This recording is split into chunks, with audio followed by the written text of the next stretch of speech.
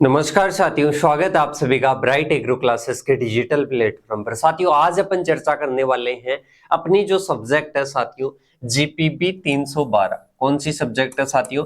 जीपीबी 312 subject है। या इसका अलग अलग कोड रहता है यूनिवर्सिटीज में, इसको आईपीआर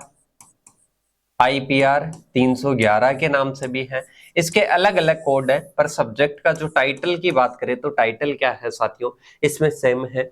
टाइटल की बात करूं तो इंटेलेक्चुअल प्रॉपर्टी राइट्स होता है। क्या होता है साथियों? इंटेलेक्चुअल प्रॉपर्टी राइट्स होता है। अब थोड़ा सा इंट्रोडक्शन अपने इस सब्जेक्ट के बारे में देख लेते हैं। इसका जो क्रेडिट वगैरह होता है वो 1+0 होता है। कभी कभी किसी यूनिवर्सिटी में चेंज होता है, वो आप देख लेना। मेरे हिसाब से जो ज्यादातर यूनिवर्सिटीज में है वो 1+0 होता है।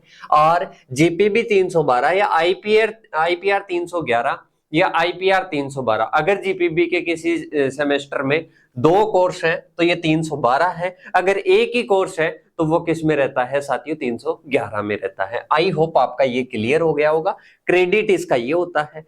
अब थोड़ा सा आगे की ओर चलते हैं साथियों, सब्जेक्ट के बारे में इंट्रोडक्शन जानते हैं। साथियों, सब्जेक्ट है आईपीआर। क्या है?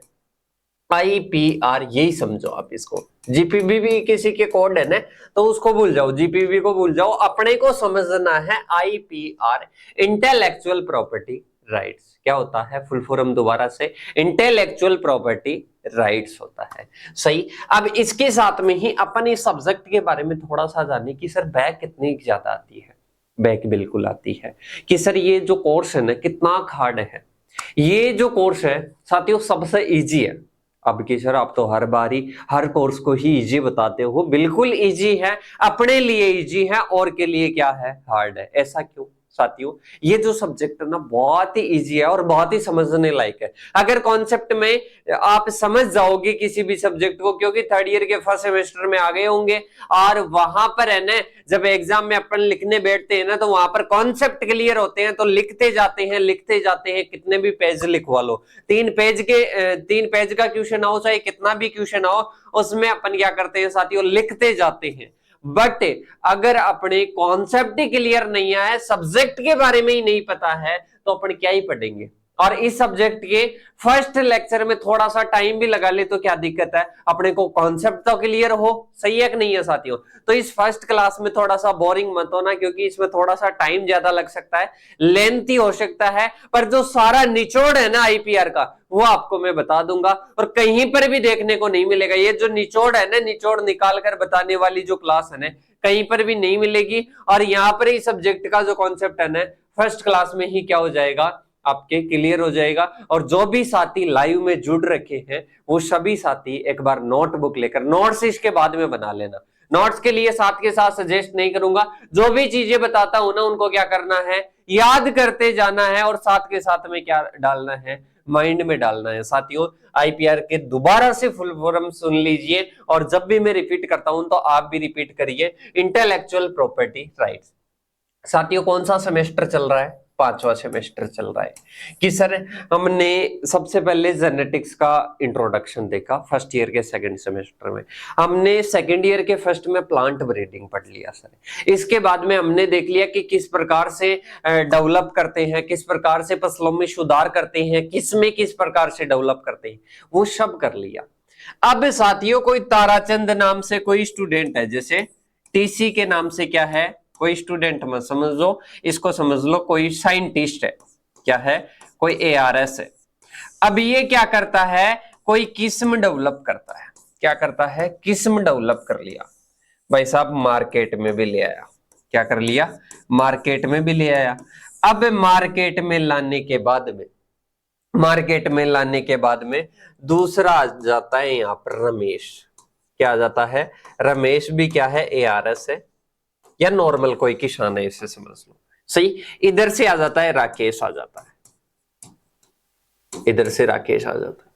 अब ये इसकी जो किस्म है, किस्म का नाम अपन देख लेते हैं। कर्षक किस्म इन्होंने निकाली, और किसकी निकाली? मूंग की निकाली। किसकी निकाली? मूंग की निकाल ली। कर्षक किस्म इन्होंने क्या कर ली? डेवलप कर ली, विकसित कर ली। ध्यान से समझना पूरे कॉन्सेप्ट को। इसी पेज में मैं सारे कॉन्सेप्ट आपके क्लियर करवाने की कोशिश करूंगा। कर्षक किस्म इन्होंने क्या कर ली, विकसित कर ली, और कर्षम विकसित को इन्होंने कहां पर ले आए, मार्केट में ले आए। मार्केट में लाने के बाद में राकेश जी क्या करते हैं, राकेश जी इस किस्म की क्या कर लेते हैं, कॉपी कर लेते हैं, और दूसरे नाम से, मतलब इसकी अच्छी उपज प्राप्त होती है, सब कुछ अच्छा होता है, दूसरा नाम निकालेगा। क्या निकालेगा साथियों, एकलव्य नाम निकाल दिया। क्या निकाल दिया, एकलव्य नाम निकाल दिया, सक्सेस नाम निकाल दिया, भूमि नाम निकाल दिया, और उस किस्म को क्या कर देता है, मार्केट में बेचने लग जाता है अच्छे भावों पर। सही। इसके साथ में रमेश आता है, रमेश कोई द्रोणाचार्य इसका नाम निकाल देता है, इसको बेचने लग जाता है।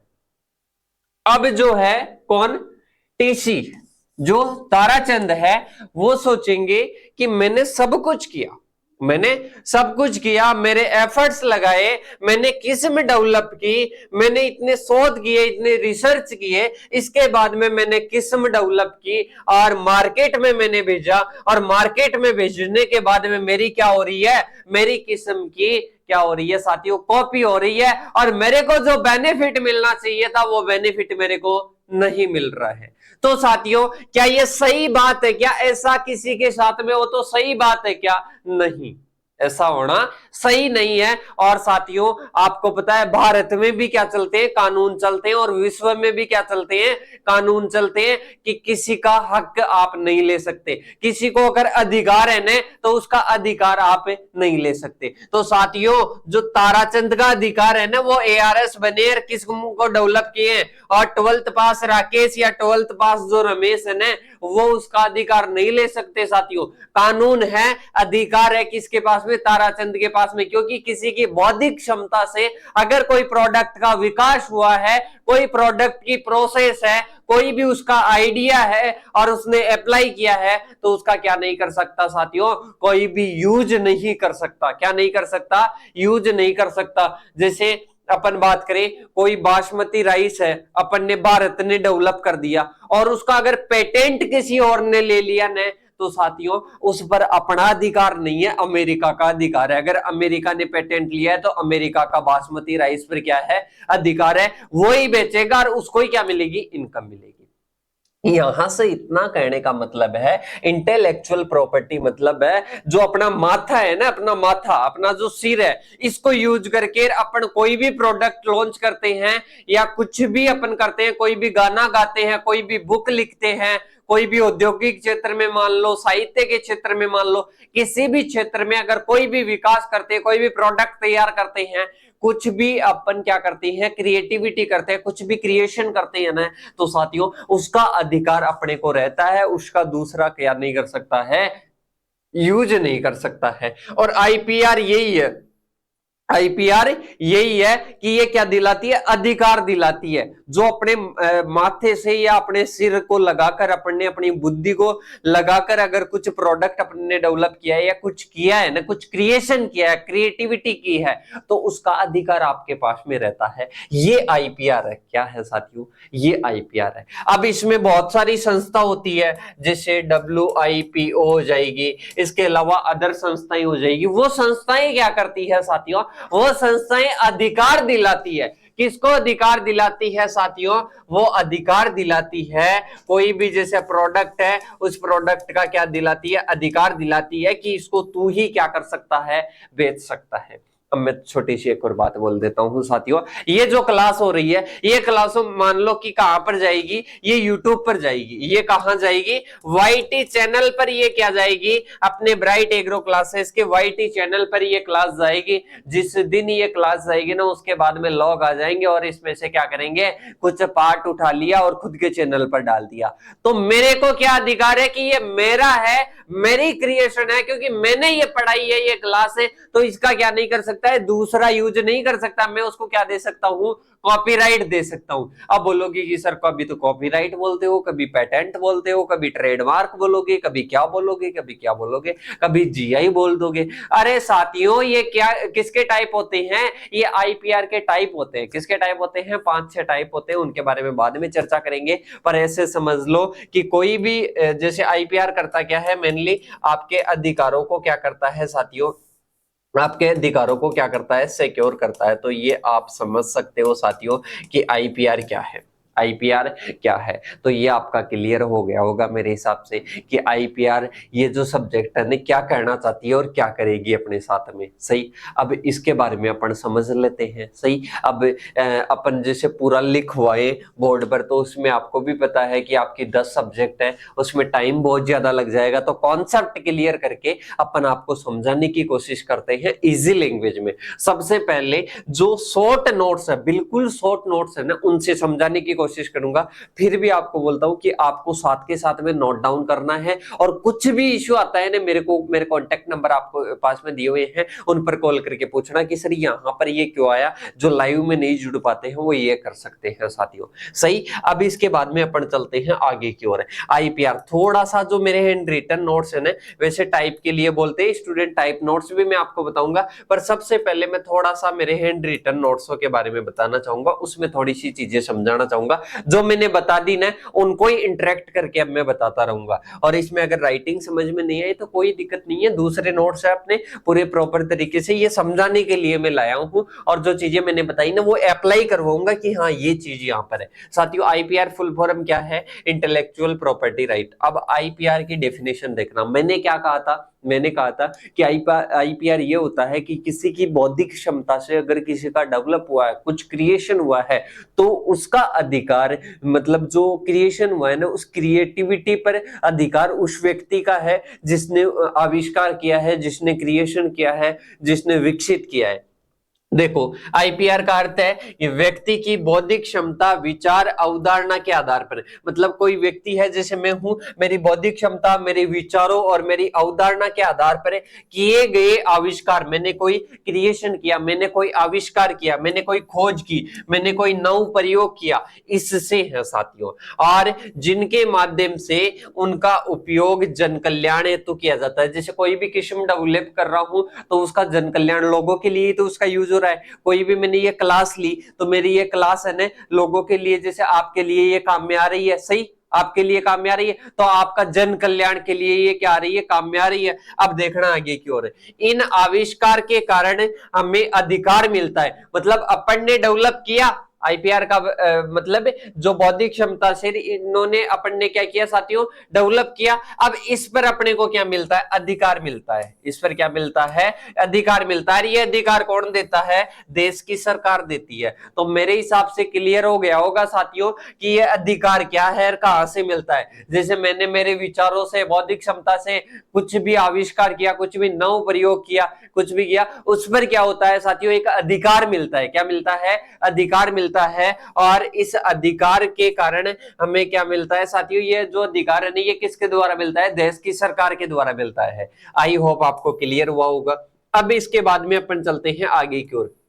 आगे है नेक्स्ट आईपीआर के बारे में 2-3 लाइनें और देते हैं कि ये जो आईपीआर मिलता है, आईपीआर 2-3 तरह के से होता है साथियों। ये ज्यादातर किस में मिलता है, देश की सीमा में मिलता है। मतलब आप अगर कोई भी चीज है ना, कोई भी चीज विकसित कर रहे हो, जैसे कोई भी किस्म डेवलप की, तो उसका अधिकार ज्यादातर किस में मिलता है, देश की सीमा के अंदर मिलता है। और इसके साथ में ही बात करें तो क्या है, यह निजी अधिकार है। जो आईपीआर है ना, निजी अधिकार, जैसे मैंने कुछ डेवलप किया ना तो ये मेरे को ही मिलेगा, मतलब मेरा क्या है, ये निजी अधिकार है। सही, अब इसके बाद में बात करें, ये औद्योगिक क्षेत्र में या वैज्ञानिकों को या साहित्य या कला के क्षेत्र में किया जाता है। जैसे उद्योगों में कोई भी पेप्सी बनी, कोका कोला बनी, या कोई भी ड्रिंक वगैरह बनी, तो साथियों उस पर क्या मिलता है, अपने को ये अधिकार मिलता है। वैज्ञानिक क्षेत्र में कोई भी आविष्कार हुआ वहां पर मिलता है। साहित्य के क्षेत्र में और कला के क्षेत्र में, जैसे कोई भी गाना गा रहा है, कोई भी बुक लिख रहा है, तो उसमें भी क्या मिलता है साथियों, उसमें भी ये अधिकार मिलता है। सही, अब इसके बाद में बात करें इसके प्रकारों के बारे में। प्रकारों का ये टॉपिक नहीं है, पर फिर भी मैं थोड़े से नाम बता देता हूं। जैसे कॉपीराइट हुआ, पेटेंट हुआ, इसके साथ में ही जीआई हुआ, जिसको जियोग्राफिक इंडिकेटर बोलते हैं, कॉपीराइट, पेटेंट, ट्रेडमार्क हुआ, और इसके साथ ही इंडस्ट्रियल डिजाइन हुआ और ट्रेड सीक्रेट हुआ। अब थोड़ा सा और बता देता हूं साथियों, जैसे ये 2 प्रकार से मिलता है, एक तो प्रोडक्ट पर मिलता है, एक प्रोसेस पर मिलता है। जैसे आप कुछ भी बना रहे हो, जैसे कोको कोला बना रहे हो, उसकी प्रोसेस पर क्या मिल गया कि वैसी प्रोसेस कोई भी फॉलो नहीं कर सकता। जैसे आपने देखा होगा कोई भी साबुन है वो सेम डिजाइन में आपको नहीं मिलेगा, सेम शेप में आपको नहीं मिलेगा। सही, वो कैसे बन रहा है, क्या उसका कलर है, उन चीजों से डिफरेंट होगा ना, तभी उस पर क्या मिलेगा, कॉपीराइट, जो अपने पेटेंट वगैरह। जैसे मैंने पेटेंट ले लिया, कोई भी मेरा साबुन है उस पर मैंने पेटेंट ले लिया, ये इसकी शेप है, इसमें ये इंग्रेडिएंट है, तो उसके आधार पर क्या मिलता है साथियों, पेटेंट मिलता है। सही, अब ये क्या है साथियों, इसके आईपीआर के प्रकार है। अब थोड़ा सा इस टॉपिक में एक तो आईपीआर का इंट्रोडक्शन है और इसके अलावा थोड़ा सा क्या है, जीएटीटी के बारे में है। सही, तो उसके बारे में मैं थोड़ा सा बता देता हूं क्योंकि इजी लैंग्वेज में इसमें बताया गया है।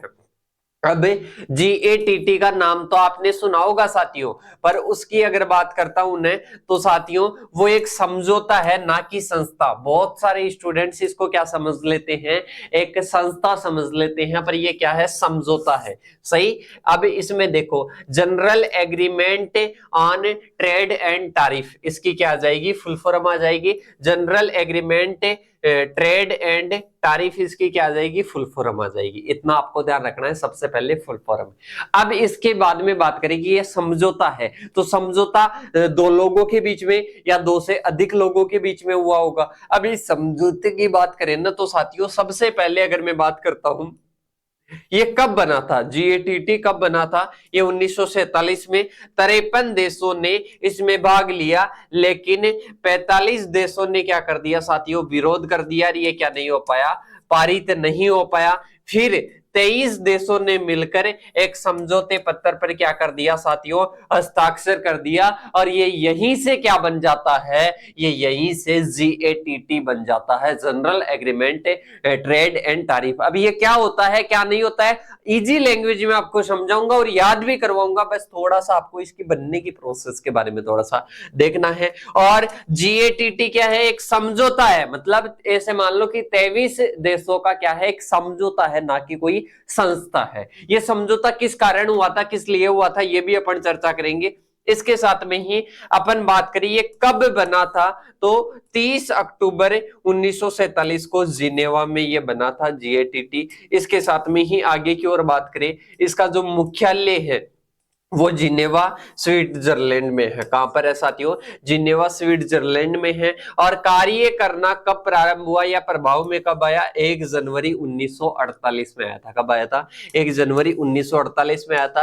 अब इसके साथ में एक और क्वेश्चन पूछेगा यहाँ पर कि इसको जीएटीटी किसमें कन्वर्ट हुआ था साथियों, ये कन्वर्ट हुआ था, प्रतिस्थापित हुआ था, विस्थापित हुआ था किसमें, डब्ल्यूटीओ में, वर्ल्ड ट्रेड ऑर्गेनाइजेशन में। ये क्या हुआ था साथियों, प्रतिस्थापित हुआ था। कब हुआ था, 1995 में। याद रखना साथियों, ये जीएटीटी उसमें क्या हुआ था, कन्वर्ट हुआ था 1995 में। और ये क्या है, जीएटीटी, डब्ल्यूटीओ पूछे कि डब्ल्यूटीओ क्या है, तो ये जीएटीटी का क्या है, विस्थापित या प्रतिस्थापित रूप है। तो ये आपको क्या रखना है, याद रखना है, किसके बारे में, जीएटीटी के बारे में। सही, इतना समझ गए। इसके जो भी अपने हैं जैसे उद्देश्य वगैरह है वो मैं आगे की ओर आपको बताऊंगा। और मेन अगर बात करूं ना, तो एक्सपोर्ट और इंपोर्ट करते हैं ना अपन प्रोडक्ट्स का, तो उस पर जो कर लगता है, जो टैक्स लगता है ना, उसको कम करने का क्या है साथियों, एक तरीका है। और इसके साथ में ही अगर बात करें ना, तो व्यापार को बढ़ावा देना और व्यापार में जो भी कठिनाइयां आ रही है ना, उनको क्या करना, दूर करना। क्योंकि बहुत सारे जो देश होते हैं उनमें आपस में प्रतिबंध है कि यहाँ पर क्या नहीं हो सकता है, आयात निर्यात नहीं हो सकता है, तो वहां का प्रतिबंध क्या करना, दूर करना, ये इसका मुख्य उद्देश्य था। इसके साथ में ही WIPO बहुत ही अच्छा है साथियों। WIPO यहां पर क्या आ रहा है, IP आ रहा है, क्या आ रहा है, IP आ रहा है, इंटेलेक्चुअल प्रॉपर्टी। तो क्या है साथियों, वर्ल्ड इंटेलेक्चुअल प्रॉपर्टी राइट्स, मतलब पूरे विश्व में क्या करना साथियों, जो अपने आईपीआर है उसका अधिकार मिलना। मतलब कोई भी अगर कुछ कर रहा है, कुछ भी विकास कर रहा है, कुछ भी आविष्कार कर रहा है, तो उसको क्या मिले, अधिकार मिले। तो ये अधिकार देने का कार्य करती है WIPO संस्था, विश्व बौद्धिक संपदा संगठन। 1975 में WIPO का सदस्य देश कौन बना साथियों, भारत बना 1975 में। अगर पूछ लेना कि WIPO है जो WIPO का सदस्य कब बना, अपना भारत देश, तो वो बना था साथियों अपने 1975 में। इसके साथ में ये क्या करता है, एक तो आईपीआर मतलब जो इंटेलेक्चुअल प्रॉपर्टी राइट्स है उनका क्या करता है, संरक्षण का कार्य करता है। सही, मतलब उन पर एक कानून बनाए रखता है, उन पर एक कंट्रोल बनाए रखता है। सही, इसके साथ में ही विश्व का सबसे बड़ा संगठन है और स्थापना कब हुई थी, 1967 में हुई थी। भारत देश सदस्य कब बना था, 1975 में। और संगठन में टोटल देश कितने हैं, 191। और मुख्यालय कहां पर है, ये अपने जिनेवा स्विट्जरलैंड में है। तो ये अपने शॉर्ट नोट्स वाली पीडीएफ आपको कहां पर मिलती है, ये आपको मिलेगी साथियों अपना जो टॉपिक है ना, जैसे एक फोल्डर बना हुआ है, फोल्डर है ऑल ओल्ड पेपर सॉल्यूशन, उसमें ये पीडीएफ मिल जाएगी नोट्स के नाम से। और अब अपन चलते हैं अपने नोट्स की ओर। मेरे हिसाब से आईपीआर आपके अच्छे तरीके से क्या हो गया, बहुत अच्छे तरीके से मैंने क्लियर कर दिया, पहले भी, इसके बाद में दोबारा से कर दिया। अब तीसरी बार क्या कर रहे हैं आईपीआर को, और इसके जो भी पहला टॉपिक है ना वो कंप्लीट, ऐसे मान लो कि अभी तक क्या था, ओनली इंट्रोडक्शन था, अब मेन आता है अपना। सही, तो अब मेन का मतलब ये नहीं है कि दोबारा से कुछ नया पढ़ना पड़ेगा, उसी को रिवाइज करना पड़ेगा। और मेरे हिसाब से क्लियर हो रहा होगा आईपीआर कौन, जो अपना सिर है ना, जो अपना माथा है उसमें बैठ रहा होगा कि आईपीआर क्या है, आईपीआर क्या नहीं है। और मेरे हिसाब से कुछ भी डाउट नहीं रहेगा, और फिर भी डाउट रहता है तो डाउट मन में नहीं रखना है, कुछ भी बात है वो क्या करनी है, क्लियर करनी है। ऐप में भी मैसेज कर सकते हो, या इसके अलावा अपने जो मोबाइल नंबर दे रखे हैं वहां पर आप क्या कर सकते हो, मैसेज कर सकते हो। तो सबसे पहले है साथियों इंटेलेक्चुअल प्रॉपर्टी राइट्स। सही, तो अब सबसे पहले इसके बारे में अपन समझने की कोशिश करते हैं। सही, आईपीआर का सबसे पहले इंट्रोडक्शन जानेंगे। तो इंट्रोडक्शन पहले जान लिए कि कोई भी अपने आविष्कार करते हैं उस पर क्या मिलता है साथियों, उस पर अपने को एक अधिकार मिलता है। तो यहाँ पर देखना, व्यक्तियों को उनके बौद्धिक सर्जन मतलब इंटेलेक्चुअल कोई भी क्रिएशन करता है उस पर क्या मिलता है साथियों, उसमें प्रदान किए जाने वाले अधिकारी क्या होते हैं, आईपीआर होते हैं। सही, अब ऐसे नहीं है कि ये सारी चीजें रटनी है और वो चीजें लिखनी है, वो चीजें लिखनी है, आपके माइंड से लिखना है। क्योंकि मैंने बता दिया कि व्यक्ति कोई भी क्रिएशन करता है, कोई भी आविष्कार करता है, उस पर जो अधिकार मिलता है देश की सरकार के द्वारा, उसी को आईपीआर बोलते हैं। अब तो आप भी समझ गए। सही, रटना नहीं है किसी भी चीज को। इसके बाद में है वस्तुतः ऐसा समझा जाता है कि यदि कोई व्यक्ति किसी प्रकार का इंटेलेक्चुअल क्रिएशन करता है, मतलब कोई भी रिसर्च वगैरह कर दिया, कोई भी डेवलप कर दिया, तो कोई भी करता है तो सर्वप्रथम इस पर उसी व्यक्ति का क्या होना चाहिए, अधिकार होना चाहिए। मतलब जो भी आविष्कार करता है ना, उस आविष्कार पर अधिकार उसी व्यक्ति का होना चाहिए जिसके बौद्धिक क्षमता से ये विकास हुआ है। अब इसके बाद में अपन चलते हैं, चूंकि यह अधिकार बौद्धिक सर्जन के लिए ही दिया जाता है, अतः इसे आईपीआर कहते हैं। मतलब इंटेलेक्चुअल प्रॉपर्टी के लिए ये अधिकार दिया जाता है, इसलिए इसको इंटेलेक्चुअल जो अपने हैं इंटेलेक्चुअल प्रॉपर्टी राइट्स के नाम से जाना जाता है। ये आपका क्लियर हो गया। सही, अब मेरे हिसाब से आप 5th सेमेस्टर में हो, 3rd ईयर में आ गए, तो अब इतनी बार तो क्या ही रिवीजन करो, तीसरी बार रिवीजन हो गया, एक बार लास्ट में अपन कर लेंगे सारी चर्चा एक एक खिचड़ी के रूप में। सही, अब बात करते हैं आगे की ओर। इसका उद्देश्य क्या है, इसका उद्देश्य है कि साथियों अगर किसी के भी बौद्धिक क्षमता से अगर किसी का विकास हुआ है ना, किसी भी प्रोडक्ट का विकास हुआ है ना, तो उसका अधिकार उसी को मिलना चाहिए। सही है, जैसे मैं यहाँ पर क्लास ले रहा हूँ और इस क्लास का कोई अन्य कोई फायदा उठा रहा है, तो ये क्या है साथियों, एक आईपीआर है। इसके बाद में अगर बात करें कि रचनाकार को अपनी रचनाओं को नकल से बनाना और अपनी क्रिएशन का उपयोग करना, व्यावसायिक रूप से क्या उठा सके, लाभ उठा सके। मतलब जो भी संगीतकार है, कोई भी साहित्यकार है, कोई भी औद्योगिक है, तो साथियों इन सेक्टर में जो भी डेवलपमेंट होता है तो उनका लाभ उन्हीं को मिले, ये इसका क्या है, मेन उद्देश्य है। अब इसके बाद में अपन चलते हैं आगे की ओर।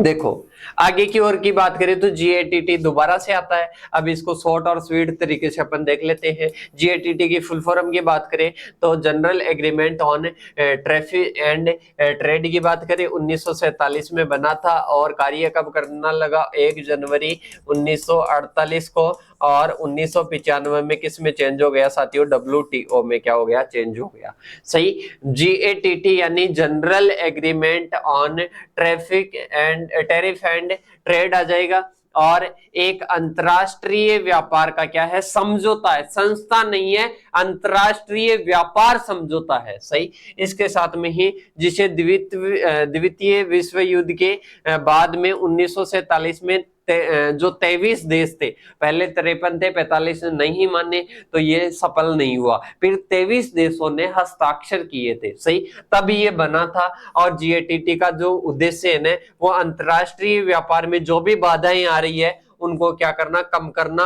और वैश्विक व्यापार को बढ़ावा देना। मतलब जो विश्व में जो व्यापार हो रहा है, व्यापार को क्या करना, बढ़ावा देना, और व्यापार में जो भी बाधाएं आ रही है उन बाधाओं को क्या करना, दूर करना, इसका मुख्य उद्देश्य था। इसके बाद में अगर बात करें आगे की ओर, जीएटीटी ने टैरिफ एंड कोटा और अन्य व्यापार प्रतिबंधों को कम करने के लिए कई समझौतों पर हस्ताक्षर किया।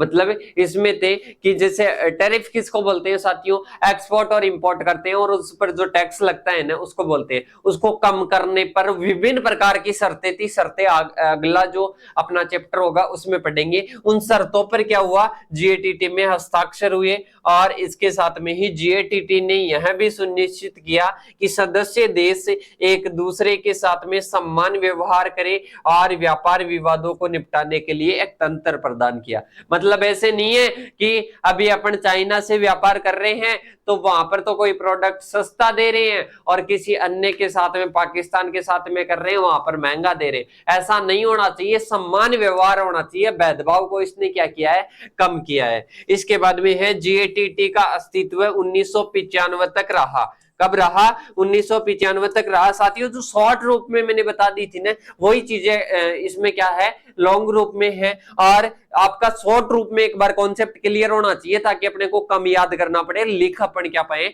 अधिक पाए। इसके बाद में देखो 1995 तक अस्तित्व रहा। इसके बाद में आपको पता है 1995 में डब्ल्यूटीओ में इसको क्या कर दिया गया, प्रतिस्थापित कर दिया गया। डब्ल्यूटीओ जीएटीटी के मूल सिद्धांतों को बनाए रखता है और अंतरराष्ट्रीय व्यापार को बढ़ावा देने के लिए काम करता है। अब की डब्ल्यूटीओ को पूरा ही चेंज कर दिया क्या, नहीं, जो जीएटीटी के मूल सिद्धांत है जैसे कर को कम करना, भेदभाव को रोकना, तो साथियों इन पर तो ये आज भी क्या करता है, कार्य करता है। और डब्ल्यूटीओ में इसको क्या कर दिया था, ट्रांसफर कर दिया था।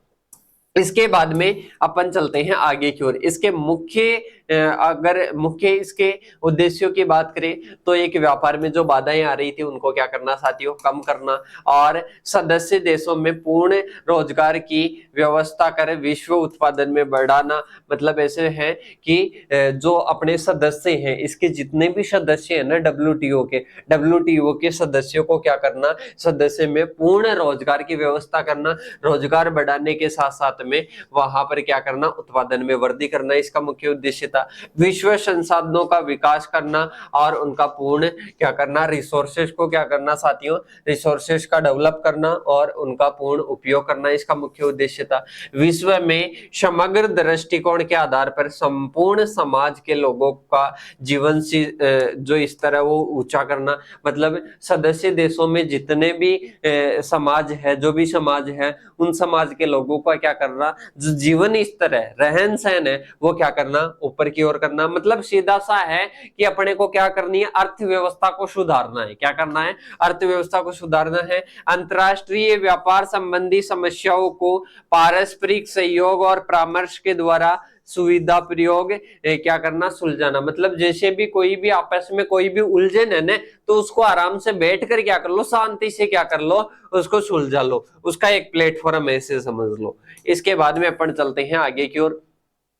व्यापारिक क्षेत्र के से पक्षपात हटाकर सभी देशों को बाजार की प्राप्ति के लिए समान अवसर प्रदान करना। मतलब ऐसे नहीं कि अपन कोई पक्षपात कर रहे हैं कि किसी को तो अपन अच्छे अवसर दे रहे हैं, किसी को अवसर नहीं दे रहे हैं, तो सभी के लिए क्या करना, सम्मान कार्य करना। इसके बाद में अपन चलते हैं साथियों आगे की ओर। जीएटीटी के मूल सिद्धांत, मतलब इसके प्रिंसिपल्स क्या थे, तो सबसे पहले हैं अंतरराष्ट्रीय, जो आपके ऑब्जेक्टिव्स थे ना वही लगभग आएंगे और जो चीजें मैंने बता दी ना वही रिपीट हो रही है यहाँ पर देखना। और तो आपको कॉन्सेप्ट समझना है, ऑब्जेक्टिव्स में क्या उद्देश्य थे, अर्थव्यवस्था से रिलेटेड थे, भेदभाव कम करना है, टैरिफ टैक्स कम करना है, जीवन स्तर को सुधारना है। तो 4-5 तो ऐसे याद है और 4-5 ही तो याद करनी है, सही माइंड में बिठाना है बस इसको। इसके बाद में है अंतरराष्ट्रीय व्यापार बिना किसी भेदभाव के होना चाहिए, पहला सिद्धांत है। दूसरा है व्यापार में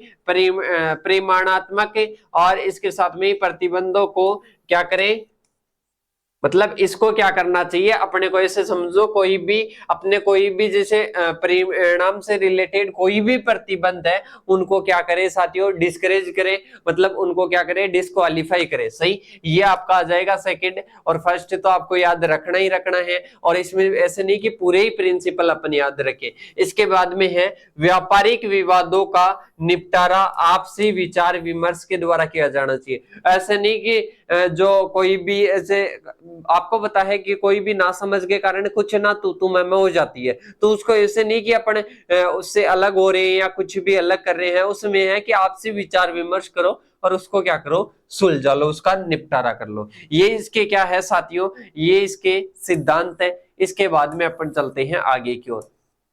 आगे इसमें और भी क्या है साथियों, इसके सिद्धांत वगैरह है, पर आपको इतने ज्यादा नहीं करने हैं। आपको बस ये है कि जैसे भेदभाव की समाप्ति होनी चाहिए, इसके साथ में अपने जो है प्रशुल्क जो समझौते हैं, मतलब टैरिफ से रिलेटेड, मतलब टैरिफ को क्या किया गया था, कम किया गया था, तो एक इसका सिद्धांत है। और टैरिफ क्या होता है ये मैंने पहले ही बता दिया। इसके साथ में ही कोई भी जैसे देश ऐसा है अपने पास में जिसका विकास कम हुआ है, तो उसको क्या करना साथियों, आर्थिक विकास करना, आर्थिक सहायता प्रदान करना। तो ये है साथियों इसमें। इसके साथ में ही अपन चलते हैं आगे की ओर। आगे आता है WTO। क्या आता है साथियों, WTO आता है, और इसके बारे में मैंने बता दिया था कि 1 जनवरी 1995 को GATT के स्थान पर क्या हुई थी, इसकी स्थापना हुई थी WTO की। मतलब ये प्रतिस्थापित है, किसका विस्थापित रूप है, ये जो अपने है ना GATT, इसका विस्थापित रूप है। इसके बाद में बात करें, विश्व व्यापार संगठन एक अंतरराष्ट्रीय संगठन है जो कि विभिन्न देशों के बीच में नियम और विनियमित करता है। मतलब देशों के बीच में जो भी व्यापार से रिलेटेड जो भी रूल्स है ना उनका रेगुलेशन करता है। सही, वही GATT वाला ही है। इसके बाद में सदस्य की बात करें तो 164 है, और जो दुनिया की लगभग सभी देशों का क्या करता है, प्रतिनिधित्व करता है, क्या, WTO। अब इसके बाद में अपन थोड़ा सा जानते हैं किसके बारे में, WTO के बारे में जानते हैं। तो ये क्या है साथियों, एक अंतरराष्ट्रीय क्या है, संगठन है, सभी देशों का है। तो ये क्या करता है, रूल्स रेगुलेशन करता है। पहली चीज तो क्या आ जाएगी, व्यापार से रिलेटेड क्या करता है, रूल्स रेगुलेशन करता है। नेक्स्ट अगर बात करें इसके गठन की बात करें, GATT से WTO का क्या हुआ था, विकास हुआ था। GATT वस्तुओं के व्यापार को रेगुलेट करता था, जबकि WTO वस्तुओं के साथ में सेवाओं और जो IPR है, जो इंटेलेक्चुअल जो प्रॉपर्टीज है, मतलब IP इंटेलेक्चुअल जो प्रॉपर्टी है, इसको भी व्यापार में क्या करता है, शामिल करता है। मतलब वो ओनली वस्तुओं को रेगुलेट, ये वस्तुओं, सेवाओं और इंटेलेक्चुअल प्रॉपर्टी है, तीनों इसमें शामिल थे। तो मेन मुख्य अंतर तो ये है इसका। इसके बाद में मुख्यालय की बात करें जिनेवा स्विट्जरलैंड में। सदस्यता की बात करें, सदस्य देश WTO में यूरोपियन संघ सहित कितने हैं, 164 देश सम्मिलित है। इसके साथ में ही पर्यवेक्षक स्थिति के बारे में बात करें तो ईरान, इराक, भूटान और लीबिया आदि 23 देशों की पर्यवेक्षक स्थिति प्राप्त है। भारत की भूमिका की बात करें 1947 में GATT और WTO का संस्थापक सदस्य बना। मतलब जो भारत है ना, GATT और WTO का जो संस्थापक सदस्य है वो कौन बना, भारत बना। तो ये भारत की क्या है साथियों, भूमिका है। आगे की ओर अपन चर्चा करते हैं इसके उद्देश्यों के बारे में। तो उद्देश्यों को एक बार क्या करना है, ओनली रीडिंग लगानी है। जो अपने उद्देश्य थे कौन से थे साथियों, इसमें सेवाओं का ऐड हो गया, और इसके साथ में ही इंटेलेक्चुअल प्रॉपर्टी का क्या हो गया साथियों, ऐड हो गया। बाकी वो ही है, जैसे विकासशील देशों में क्या करना, उनकी सहायता करना, और अंतरराष्ट्रीय रूप से उनका क्या करना, सहयोग करना, ट्रांसपेरेंसी बनाए रखना। इसके साथ में ही कोई भी व्यापार में कोई भी विवाद है उसको दूर करना, सही, उसका निपटारा करना। और इसके साथ में ही बात करें व्यापार उदारीकरण के विचार के लिए, बातचीत और निगरानी के लिए, व्यापार के लिए कोई भी बातचीत करनी है तो ये क्या है, मंच है WTO। और नियम निर्धारण करना और लागू करना, इसके मुख्य क्या है, उद्देश्य है। लगभग यही किसके थे, GATT के थे। इसके बाद में बात करते हैं आगे की ओर। आगे अपन बात करते हैं, आगे आता है नेक्स्ट अपना और लास्ट अपना आता है ट्रिप्स। मतलब ट्रिप्स भी एक क्या था साथियों, एग्रीमेंट था। इसके बारे में बात करते हैं। इसके फुल फॉर्म की बात करें ट्रिप्स की, सही फुल फॉर्म तो इनकी याद रखना साथियों। इसमें है agreement on trade related aspect of intellectual property rights. ये किस पर आधारित है साथियों, आईपीआर पर आधारित है, सही। दोबारा से देखना, agreement on trade related aspect of intellectual property rights प्रकार की बात करें, यह एक अंतरराष्ट्रीय समझौता या एग्रीमेंट है जो कि डब्ल्यूटीओ के क्या आता है, अधीन आता है। मतलब ट्रिप्स की बात करें ना, ये किसके अंतर्गत आता है, जैसे डब्ल्यूटीओ था, डब्ल्यूटीओ के अधीन कौन सा आता है, ट्रिप्स आता है। कौन सा आता है, ट्रिप्स आता है। और इसके साथ में ही अगर मैं बात करूं ना साथियों, ये ट्रिप्स ये तो सभी के लिए है, पर ये किस पर ध्यान रखता है, मुख्यतः आईपीआर पर ध्यान रखता है, इंटेलेक्चुअल प्रॉपर्टी राइट, जो अपनी सब्जेक्ट अपन पढ़ रहे हैं ना उस पर ये क्या करता है, ध्यान देता है। इसके मुख्य उद्देश्यों की बात करें तो वही है आईपीआर का संरक्षण करना। क्या करना, आईपीआर का संरक्षण करना। और व्यापार में भी क्या करता है, ये क्या करता है, सुविधा प्रदान करता है सदस्यों के लिए, सदस्य देश हैं उनके लिए छूट। डब्ल्यूटीओ के सदस्य देशों और उनके घरेलू नीति उद्देश्यों को प्राप्त करने के लिए क्या करता है, छूट सुनिश्चित करता है। ट्रिप्स ऐसे मान लो कि आईपीआर का संरक्षण करता है। बस ये आपको क्या रखना है, मुख्यतः है याद रखना है। इसके बाद में इसके मुख्य फीचर्स की बात करें तो साथियों, जैसे स्टैंडर्ड्स की बात करें, विभिन्न प्रकार के आईपीआर होते हैं, जैसे कॉपीराइट वगैरह, ट्रेडमार्क वगैरह टाइप्स अपन ने शुरू में देखे थे। इसके साथ में ही अपन बात करें आगे की ओर, जीआई मतलब जियोग्राफिकल इंडिकेटर आ जाएगा। इनके सभी के बारे में मैं समझाऊंगा, पर ये अभी ओनली अपने को क्या है, इनके नाम है। इसके बाद में एनफोर्समेंट की बात करें, सदस्य देशों को अपने आईपीआर कानूनों को प्रभावी ढंग से लागू करने के लिए बाध्य करना। मतलब ये क्या करता है, जोर देता है, किस चीज पर जोर देता है, ट्रिप्स ये जोर देता है कि आपके पास में जो भी है ना, जैसे आपके पास में आईपीआर है, किसी ने भी, जैसे मैंने ये क्लास अगर रिकॉर्ड करके कहीं भी किसी भी प्लेटफॉर्म पर डाली है ना,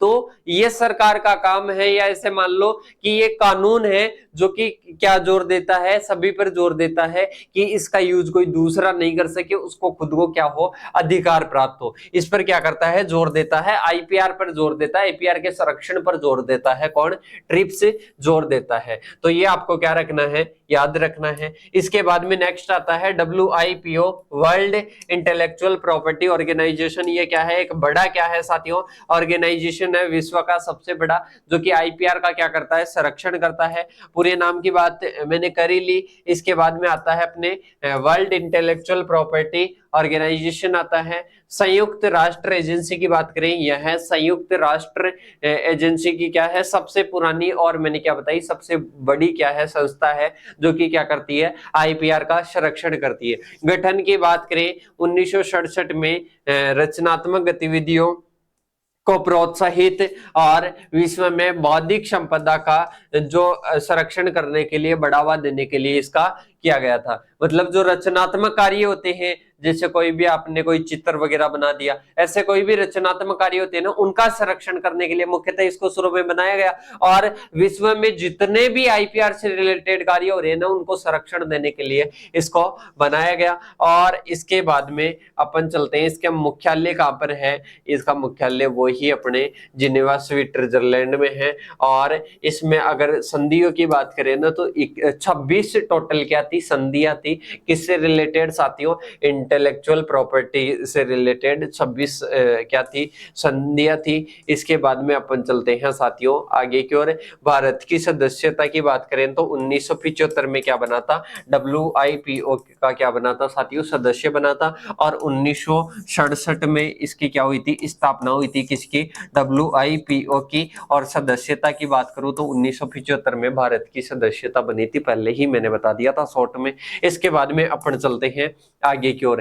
WIPO की स्थिति की बात करें तो अभी टोटल कितने हैं, 193 देश है। कितने हैं, 193 देश हैं। और इसके साथ में ही आगे की ओर बात करें, मेन अपन बात करेंगे, ज्यादा डीपली इसमें नहीं जाएंगे।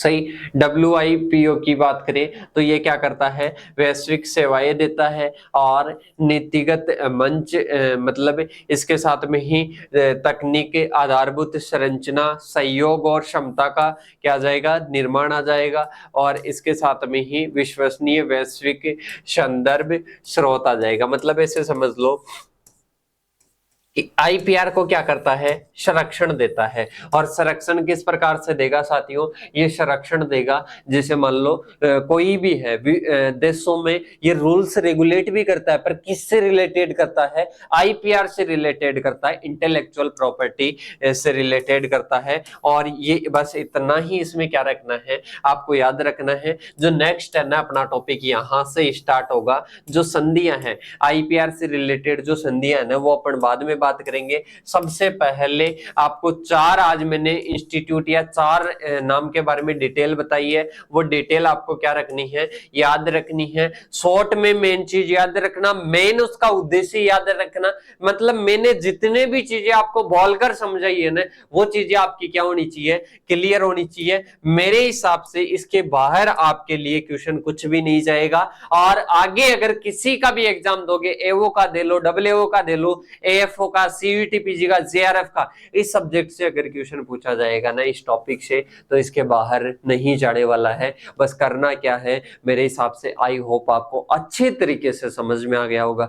फिर भी कुछ समझ में नहीं आया, कॉन्सेप्ट क्लियर नहीं हुआ, रटना नहीं है, कॉन्सेप्ट क्लियर नहीं हुआ, मेरे को क्या करना है, मैसेज करना है, कॉल करना है और पूछना है। सही। अब साथियों अपन मिलेंगे नेक्स्ट वीडियो के साथ में, नेक्स्ट सेशन के साथ में। तब तक के लिए जय हिंद, जय भारत साथियों।